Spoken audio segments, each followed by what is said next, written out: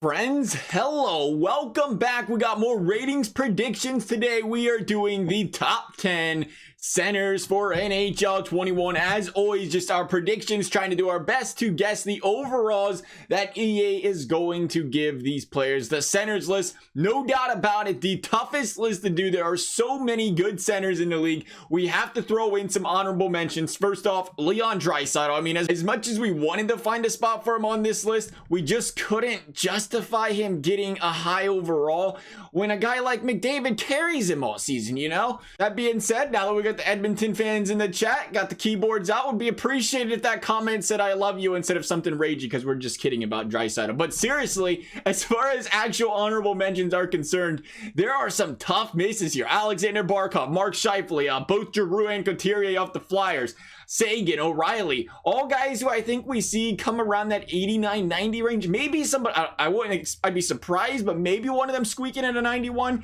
And the way the centers look this season, I think it's going to take a 90 plus to get in that top 10. We'll see. All great players, all have a good debate or a good reason to be inside that top 10. But starting off our top 10 is none other than Jack Eichel. Buffalo, great news. EA hit Ikes up with the 91 overall in a roster update this season, which means I think we're finally seeing that respect, that much deserved respect from EA for Jack Eichel, ranking as the 8th highest center from a point per game standpoint over the last 3 seasons, doing so playing with Sam Reinhart and Victor Golofsson for the majority of this season, and logging a steep 22 minutes a night this season. This Buffalo team is trending in the right direction, and if Eichel can stay healthy, these guys are going to be a force to be reckoned with in the future. No questions asked. Eichel with the 90. Number 9 is Steven Stamkos. Stamkos coming in at 9 shows just how loaded the center position is. Coming off a 45 goal,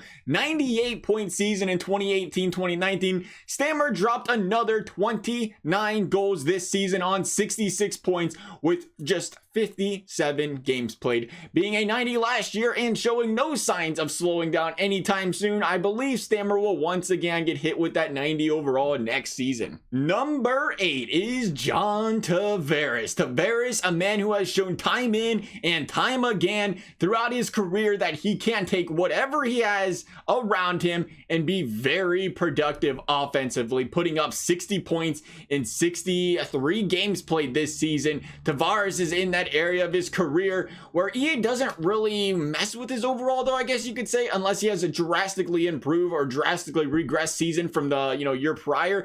That wasn't the case this year for Tavares, so we expect Tavares to be at that 90 overall once again this season. Number 7 is Patrice Bergeron. Bergeron, widely known as the best two-way center in the game, and much like Tavares, is a guy who is who he is in the eyes of EA at this point in stage in his career. And he didn't really do anything this year to look back and say, hey, we should contemplate an upgrade or we should contemplate a downgrade. That being said, Bergeron came in at a 90. We expect him to leave at a 90 going into next season as well. Number 6 is Evgeni Malkin. I swear Malkin is he's the least covered stud in the league. Maybe it's just me, but man, the guy just goes in there, goes about business, and runs through teams. Once again, this season, that was the case. With his obvious annual 10 to 15 game vacation due to injury, we see that every single year. You got to throw that in there as well. Malkin dropped 74 points in 55 games played this year, coming in with the 4th highest points per game among centers over the past 3 seasons,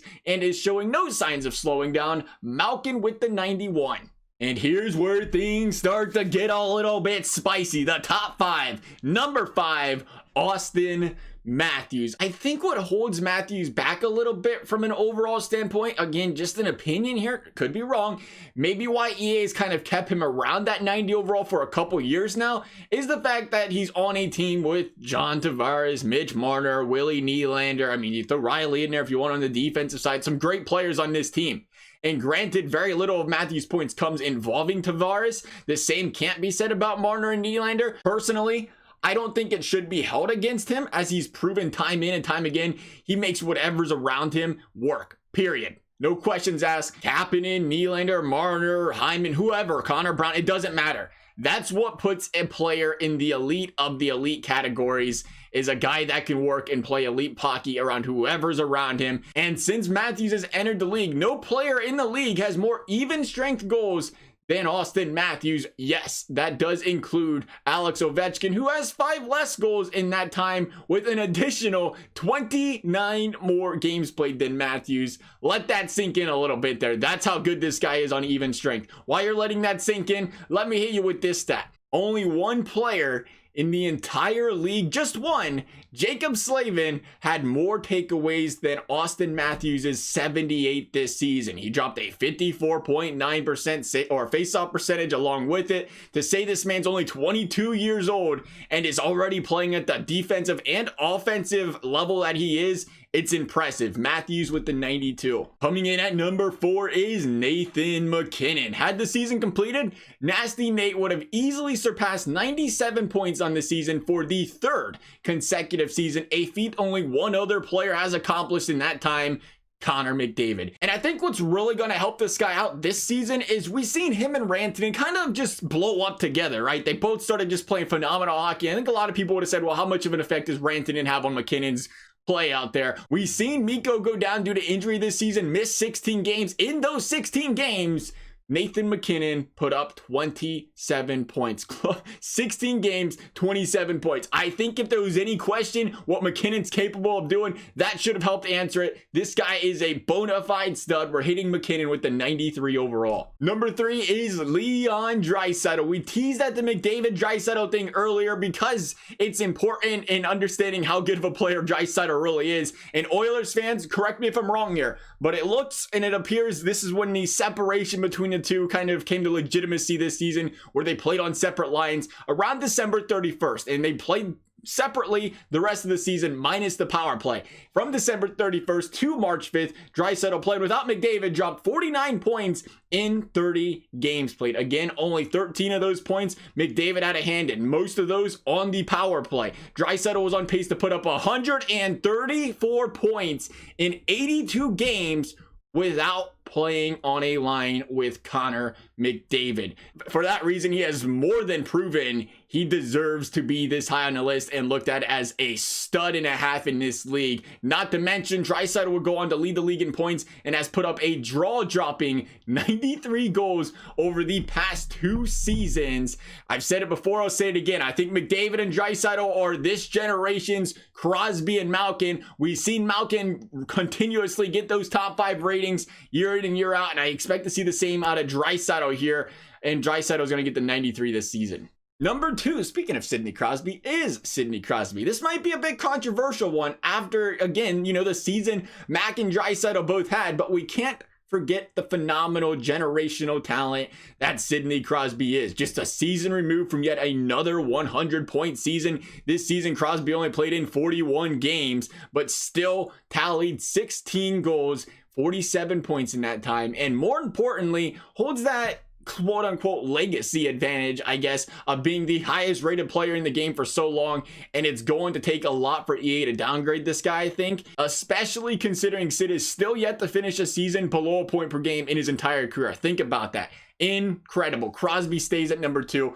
at the 93. Number 1 is the man, the myth, the legend, Connor McDavid. He took the reins away from Crosby last year and has shown zero signs of giving them back, posting another 34 goal, 63 assist, 97 point season, just 64 games played. We knew he missed a handful of games due to injury this season. Would have had 100 again else, albeit the debate for who had the better season among all the centers last season can certainly be, again, a debate to be sparked up, understandably so. But from an EA rating standpoint, from a Connor McDavid being a generational talent player that he is, I can't imagine anyone else being on the top here. 95 overall for the GOAT, Connor McDavid. Those are our ratings predictions. As always, just predictions. Would love to hear your guys' down below. As always, if you guys enjoyed the video, a big thumbs up, subscribe, I appreciate it. Never required. Thank you guys for watching, and we will see you next time.